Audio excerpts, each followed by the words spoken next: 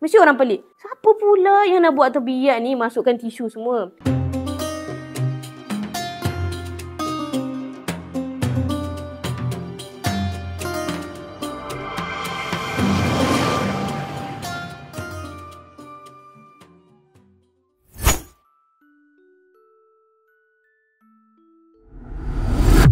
Perempuan mustahadah ataupun perempuan yang berhadapan dengan masalah istihadah, apa hukumnya menyumbat kemaluan dengan cotton bud, dengan tisu ataupun sebagainya untuk bagi mengelakkan darah mengalir? Mesti orang pelik. Siapa pula yang nak buat terbiak ni masukkan tisu semua? Untuk pengetahuan ibu-ibu, kakak-kakak dan adik-adik, untuk orang mustahadah, orang yang dalam keadaan istihadah, jika mereka nak solat, mereka diajarkan dengan satu adab dan tata cara. Yang pertama, kena bersihkan tempat tersebut. Kedua, dia kena lap. Ketiga, kena cari apa-apa, cotton bud ke, ataupun tempen ke, atau apa-apa sahaja untuk dia masukkan di bahagian dalam faraj untuk mengelakkan darah mengalir yang banyak.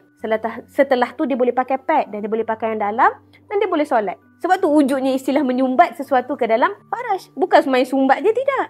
Dia ada tata cara. Tapi bila tiba bulan Ramadan, macam mana pula? Sebab mana boleh bahagian faraj adalah rongga terbuka? Mana boleh masukkan? Ibarat kita telah memasukkan sesuatu ke dalam rongga terbuka. Itu adalah perkara yang membatalkan puasa. Maka di bulan Ramadan hukumnya tak boleh.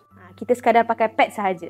Dan itu tidak membatalkan puasa. Istihadah tidak membatalkan puasa. Itu adalah darah penyakit. Kalau kita kata ia boleh, pastinya lah perempuan yang ada masalah keputihan, dia akan masukkan ubat keputihan dalam faraj. Ia kiaskan dengan tisu tu. Sebenarnya tak boleh. Pada bukan bulan Ramadan, cara pembersihan bila nak solat begitu. Tapi bila bulan Ramadan, tidak boleh. Ianya bagi mengelakkan kebijaksanaan orang lain dalam memutar belikkan ia menjadi kias. Nanti tak pasal-pasal kerana satu tisu tu dia libatkan ubat lah, dia libatkan pap smear lah. Maka secara mutlaknya tidak boleh.